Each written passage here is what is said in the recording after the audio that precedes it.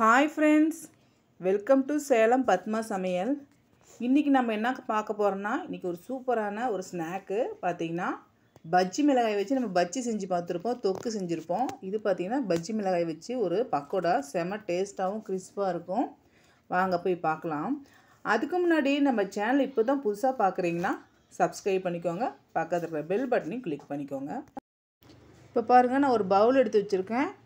முதல்ல நான் ஒரு கப் அளவுக்கு பஜ்ஜி மிளகாய் இந்த மாதிரி சன்னமாக உள்ளே இருக்கிற விதையெல்லாம் எடுத்துகிட்டு இந்த மாதிரி கட் பண்ணி வச்சுருக்கேன். அதை சேர்த்துக்கலாம். விதையோடு சேர்க்கணுன்னு உங்களுக்கு விருப்பம் தான் சேர்த்துக்கோங்க, கொஞ்சம் காரம் அதிகமாக இருக்கும். இப்போ அதே கப்பில் ஒரு கப் அளவுக்கு பெரிய வெங்காயம் நல்லா நீல வாக்கில் கட் பண்ணி வச்சுருக்கேன், அதையும் சேர்த்துக்கலாம். இது கூட ஒரு முழு பூண்டை கொஞ்சம் தோலோடைய ரஃப்பாக நான் தட்டி வச்சுருக்கேன், அதை சேர்த்துக்கலாம்.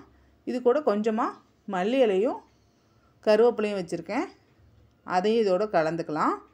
அதுக்கப்புறம் இதில் தேவையான அளவுக்கு உப்பு போட்டுக்கலாம். நான் ஒரு டீஸ்பூன் அளவுக்கு சேர்த்துக்கிறேன். அப்புறம் 1 டேபிள் ஸ்பூன் அளவுக்கு மிளகாத்தூள் சேர்த்துக்கிறேன். மிளகாத்தூள் உங்கள் காரத்துக்கு தகுந்த மாதிரி சேர்த்துக்கோங்க. ஒரு சில பஜ்ஜி மிளகாய் பார்த்திங்கன்னா காரம் அதிகமாக இருக்கும், ஒரு சிலது காரம் கம்மியாக இருக்கும். நீங்கள் டேஸ்ட்டு பார்த்துட்டு கூட சேர்த்துக்கோங்க.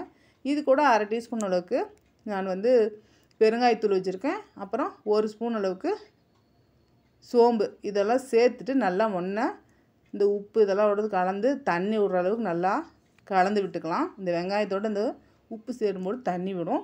அப்போ நல்லா பெசரி விட்டுக்கலாம். இப்போ நல்லா பெசரி விட்டுட்டேன். இப்போ இதில் நான் 1 கப் அளவுக்கு கடலை மாவு வச்சுருக்கேன். அதே கப்பில் அரை கப் அளவுக்கு அரிசி மாவு வச்சுருக்கேன். இப்போ இது சேர்த்துட்டு இப்போ நல்லா மிக்ஸ் பண்ணி விட்டுடலாம்.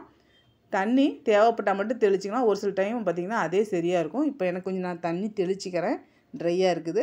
தண்ணி நிறைய ஊற்றாதீங்க, லைட்டாக தெளித்து மிக்ஸ் பண்ணாலே போதும். இல்லைன்னா ரொம்ப கொலன்னு ஆயிரும். நான் இன்னும் கொஞ்சம் தெளிச்சிட்டு நல்லா பெசரி விட்டுக்கிறேன். இந்த பக்கோடா பார்த்திங்கன்னா செம டேஸ்ட்டாக இருக்குங்க.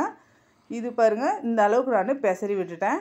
ரொம்ப நிறைய தண்ணி விட்டுறாதீங்க, இந்த அளவுக்கு பெசரி விட்டால் போதும். இப்போ நல்லா எண்ணெயை சூடுபடுத்திக்கலாம். நல்லா சூடாக இருக்கிற எண்ணெயில் இது நம்ம எடுத்து கொஞ்சம் கொஞ்சமாக அப்படியே கிள்ளி விட்டுடலாம். பாருங்கள், இந்த அளவுக்கு அப்படியே ஊற்ற மாதிரி போட்டால் போதும். இப்போ ஃப்ளேம் நமக்கு மீடியமாக வச்சுக்கலாம்.